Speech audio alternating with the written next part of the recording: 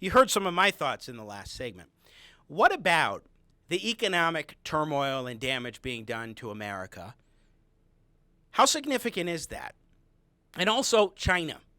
China is not only responsible for allowing the spread of COVID-19 without warning the world, and of course the World Health Organization aided and abetted China in that endeavor, but also they are cracking down on Hong Kong years ahead of time, taking over that city, which was previously under a one country, two system structure. Taiwan is being threatened. So much going on. What should the United States do about it? Let's talk about these things with the dean of the School of Business at Liberty University, former Congressman Dave Brat of the 7th Congressional District of Virginia, a PhD economist himself, joins us here on Jimmy at the Crossroads. Welcome, sir, to the show. Hey, Jimmy, great to be on. Anyone who's quoting Milton Friedman and all the greats in the last 2 minutes, is a friend of mine. Well, thank you. And we even went back further to 1850 with Bastiat in the last segment and the broken window theory. I heard it. I mean, outstanding. Do you agree with me that what we're seeing is the broken window fallacy sort of in action? Yeah. Across the board, you kind of laid it out. China kind of started this, but they started it, 30 years ago. They've declared war on us. There's a book out there written by two Chinese colonels back in 1999 called Unrestricted Warfare. And they lay out what they're going to do. It's an economic war, cyber war, information war. They said the Gulf War proved to everybody you're never going to beat the U.S. in a kinetic war. And now they're generals, right? And the CCP unleashed this thing on us. And I think the evidence is going to come through on that. And we'll see how the legal, if we have international legal structures, but there's some financial steps we can take. But yeah, the effect is devastating to our economy. And then our reaction to it was not equally, but it was also devastating. So we have 40 million people out of work. And then the federal government just indiscriminately shuts down every single business, whether there was a health need or not, just shut down. And now we're seeing the consequences of that. And now the health figures are improving markedly. They're turning down. People are going out into public, and the numbers are going down instead of up. And so hopefully that continues. But the economic effect, I think, just did a $3.2 trillion piece. The Federal Reserve, right, I think their balance sheet is up north of $7 trillion. And the last several trillion caused, the 08 financial crisis. And so we're going to have a asset bubble again. It's already sitting there. It's hard to identify exactly. That's going to cause the next wrinkle. And then everybody's, locked down in their houses for 2 months in a row, and tensions are high. Mental health, the stats you see out there are 25% of the population. And then you get a terrible racial injustice, and that just sparks everything. And so now we're in just a downward vicious spiral. We were on an upward virtuous cycle. Trump, the economy, every class had the lowest unemployment rate there was. GDP growth was finally starting to come back. Trump was finally starting to act on China after 30 years of negligence. And so you asked, what can we do about it? Well, we can, President Trump a week ago put an end to this TSP, this thrift savings plan, where our U.S. pensions are being invested in China. We're not only investing in them and providing them valuable dollars and currency they need, but we're investing in military firms that are making weapons aimed at us. And that's just typical of what's been going on for 20 years. And that 20 years ago, Biden put in a opt-out clause that Chinese firms do not have to be audited to be in our index funds or traded on our exchanges. And so you might think firms like Alibaba or whatever are, exceptional international firms. They don't have a balance sheet or profit statement you can trust for anything, right? It's got unlimited backing of the Communist Party by law. It's not an option for them. And so now President Trump's starting to look at that. If we go that route, that'll send a very strong signal to China to, start acting better. But I have no confidence. I think they're just going to return to inward navel gazing.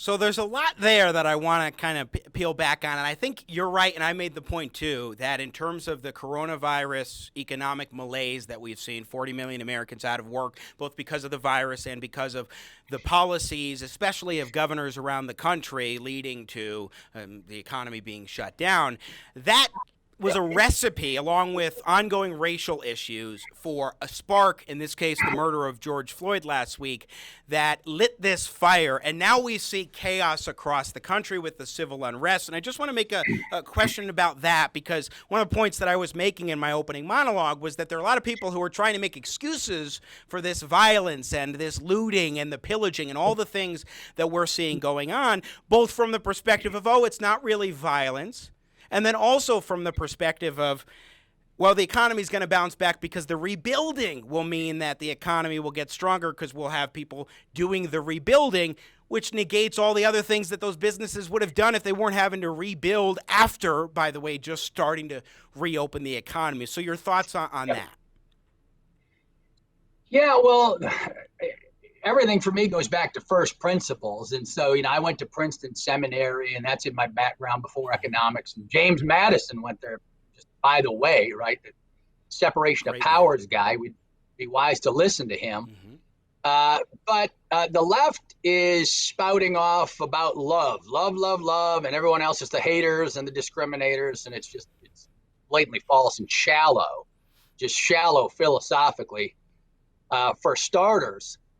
And then you can kind of dig into that a little bit. They say love, love, love. Well, where did love start? Love started in the Judeo-Christian tradition at the year zero as a primary virtue in the Western lexicon. The Greeks didn't have it. The Romans certainly didn't have it.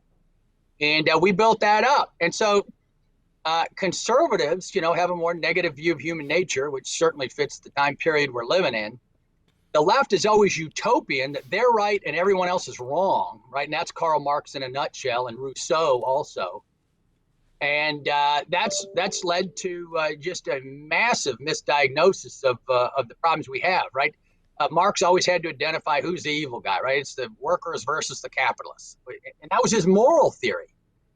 And so they use the term love, but it's not situated in any thought system. The left cannot tell you any systematic account they have. They can't name a philosopher. They cannot name a theologian. They can't name a historical school of thought even. And yet they're winning the moral war because conservatives are just way too quiet. So it's on us. It's incumbent upon the church, the moral figures, and the politicians to start speaking up, right? Just look at the House and the Senate right now, the Republicans. What is their message? And it's just crickets. There's nothing coming out.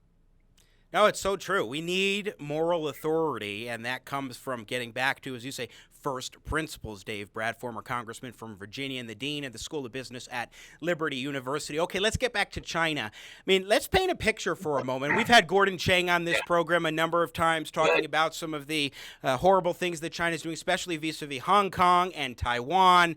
Just paint a picture, your view on the threat that China poses to the United States and to the world, and then we'll get back to some of the ways of addressing it in a moment. Yeah, well, I highly recommend Bannon's show too, War Room Pandemic. He's got Gordon Chang and all these guys on there. Deceiving the Sky by Bill Gertz, and the War book by Stealth War by General Spalding is outstanding. And so if you want longer accounts, go skim those books. But you go back to first principles, the Chinese, it's not the Chinese people. They're being 1.4 billion people are being repressed and by a totalitarian regime, the CCP. They promise happiness and harmony, right, in good Confucian Buddhist style. They've delivered a living hell for their own people. They got 1 million to 2 million Muslim Turkic Uyghurs in the western section in concentration camps. You got Tibet, you got Tiananmen Square, you got Hong Kong repression, you got a firewall. There is no free thought allowed. And so we didn't really finish our work at the end of World War II. We should have known better theoretically. We put an end to the Soviet system. They collapsed on their own weight. China is very intelligent, though, with their central planning.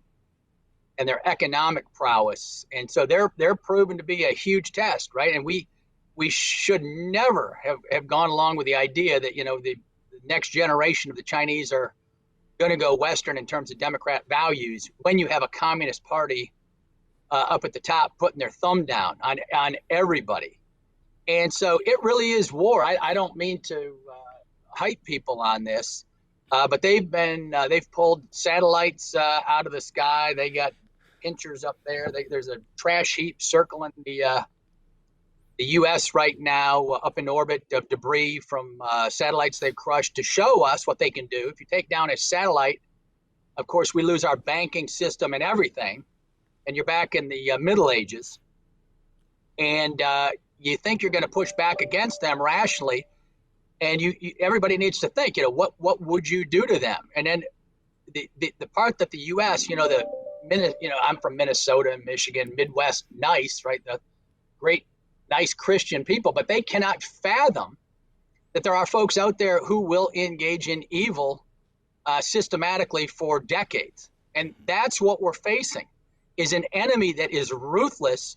If you say, well, we're going to hurt you this way, they say, I don't care. It doesn't affect me. Go ahead. And we're going to do this to you back. And it's way worse. And that's what our side can't comprehend. So we're in a real pickle right now. And everybody needs to start weaponizing their finances, right? Your investments, if it's going to funds that support the Chinese, support the CCP in any way, shape, or form, support any values that you don't like, you need to start shaping your money. And everybody needs to start behaving in that way. And then the world will get the message that we're paying attention. But right now we got the left, and I've heard rumors of people on Biden's staff investing in the exact opposite. All the values we're against.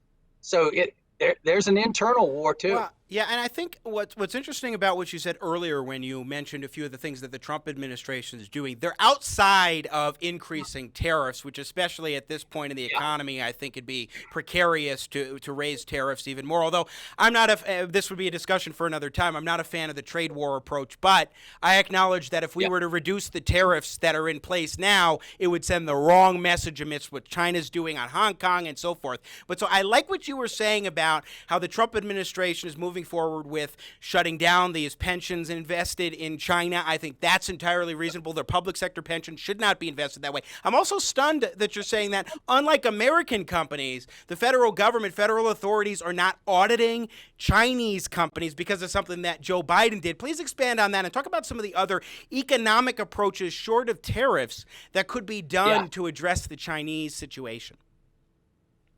Yeah, well, I applaud President Trump because, the tariff piece is the easiest, most traditional piece, but it's just in the few $100 billion range. These capital asset flows are in the tens of trillions. And everybody should go Google BlackRock, for example, right? They're doing this ESG investing, this liberal leftist investing. They're the biggest fund in the United States. I think they control $1 trillion or $2 trillion in funds. And on the one hand, they're pressing Americans to invest in the environment, leftist social governance, leftist social issues. And then on the other hand, and get this one, they're pushing investment into China. Well, if that doesn't make your head explode, because the most ungreen country on the planet is China. So these guys must have migraines every night, right? They're pushing the most totalitarian regime with no regard for human rights abroad because they're going to make a ton of money. And Xi Jinping gives folks like Larry Fink at BlackRock entree and special deals, right, to put the huge funds in there. You're never going to get a deal like that. So the big guys get richer, richer, richer. And then the small guy, the flyover country, the deplorables are just left behind. And so I'll just say a little bit more on the investing side now. When President Trump goes to look at the Chinese firms which are not audited, there's a 3-year window in the legislation that passed the Senate, by the way, 99-0, I think. So that's good news. I think we're going to have to tighten that down to 6 months or something on that order, or even quicker. And so what that means is when you think you're buying a firm like Alibaba, Chinese, one of the biggest Chinese firms, and they're actually located in the Cayman Islands, which ought to make you take another look real quick. And then you think, well, they're reporting, all their numbers, they're reporting good numbers. Those numbers are meaningless because the CCP, they can give that balance sheet as big of a boost as they need if anything goes wrong, or they can make that balance sheet go to zero, right? The assets. So you're dealing with a firm and you own a piece of a firm where you have no legal recourse to assets because they're not linked to assets. Your end run on that balance sheet ties into the CCP, the communist regime in China. And same with the profit statement, same with everything else. And it's, they're as good as the Chinese government figures, which everyone knows are off by probably a factor of 25 or 30%. And so your gut is right. The far bigger numbers are on the financial capital flows. And we can have a huge impact. Everybody ought to look up Kevin Freeman. He's got a show called Economic War Room. And he's got battle plans out, and he's interviewed every leading light on this issue. He's going to be coming to Liberty University and working a program with us on investing your values to make sure that you're not financing, right? Our U.S. Citizens are financing about $3 trillion in China and freeing them up because no one wants the Chinese currency. Everybody needs our dollars, and we're giving them our dollars. That's the last thing we should be doing. And then finally, Hong Kong is their offshore trading platform, right? So it's not like Hong Kong produces, 10 trillion worth of stuff, but they are the mechanism whereby dollars flow into Hong Kong and then to Beijing. And so if this Hong Kong thing blows up, and I think it's gonna, China is basically telling us we're so scared of democracy breaking out via Hong Kong and these young kids fighting for their lives that we're willing to forego our entire, trading platform. And we're probably going to be inward looking. And we think we can make that work. And while we take over the South China Sea, and then they're making inroads on, Australia and all sorts of pressure. Well, and to me, it's not even just about the amount of financial flows, as you keep referencing, former Congressman Dave Brat, but when we're looking at treating Chinese companies the same as we treat American companies in terms of audits, also in terms of investment flows of public, of taxpayer dollars in terms of pensions and so forth, and how those are being invested and what have you. But a final question for you, because I know I got to let you go, and that is in terms of multilateral. One of the things that I think was a flaw in the president's trade policy was that he did it all unilaterally in going after China. There are a heck of a lot of countries in Europe and in Asia, around the globe, that are facing Chinese threats the same way that we are, although they may be different in some respects. They're also being screwed by China in a lot of ways. What about bringing those other countries into the fold in a multilateral challenge of China right now? Yeah. And so, we were having a hard time, and, we've been growing at, 1.5%, 2% GDP, which ain't exactly great. And then Trump, was starting to get things moving in a good way. Europe is not having even that level of growth. So they've been hurting. And then when Huawei from China comes to them and says, hey, I got a 5G platform I'm going to give to you for free if you'll sign up and go with us, knowing full well that all your information flows have a backdoor, again, in law, to the Chinese communist government. And Europe is going along with this. Merkel in Germany is going along with it. UK was going on that. And then in just a crazy turn of events, this COVID thing comes out of nowhere and blows it all up. So now everyone realizes all your pharmaceuticals are and I'm not exaggerating, all of our pharmaceuticals are made in China. All of our drugs you need for infection, et cetera, are made in China. All of our supply chains, for an Apple phone to cars, whatever, go via China. And so we've all gotten wise real quick. That's also going to have a major economic effect, in addition to the financial piece. All of our firms are making contingency plans to have supply chains back here, at least in this hemisphere. And so you're right. Now we can team up, and I think we are going to team up with our usual Western friends. And India is in that camp. True. And Modi's been tough. And so that's some good news. So our friends are coming back. They all seen, the sub-Saharan African countries have been treated just terribly by Xi Jinping, by just awful treatment.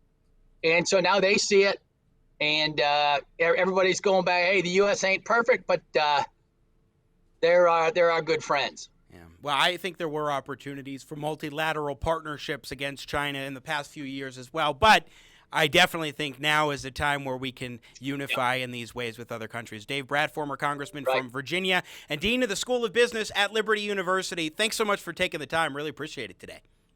Hey, great show, Jimmy. Keep it up. Thank you. Thank you, sir. I appreciate it. We will have you back, I'm sure. Again, former Congressman Dave Brat joining us here on Jimmy at the Crossroads. Very interesting conversation, especially when we're talking about some of the other possible actions economically that can be taken short of tariffs that really are, I think, more sensible in terms of pensions, for example. It's to public sector pensions. That's what we're talking about, public pensions that are invested in China. And also not treating Chinese companies the same way from an auditing standpoint in other areas as American companies. That needs to change as well. I'm entirely on board with that sort of approach. It makes abundant sense, to be sure, certainly compared to the tariff approach, which I think violates more economic principles and is more troubling in certain areas. You could accomplish some of the objectives, too, I suppose, with these methods that the former congressman was talking about as well. You just watched a clip from Jimmy at the Crossroads. Don't miss more engaging, intelligent talk. Subscribe to the Jimmy at the Crossroads YouTube channel today. You want to catch our live show. And I love your support. I got Jimmy at the Crossroads, making sense out of no sense.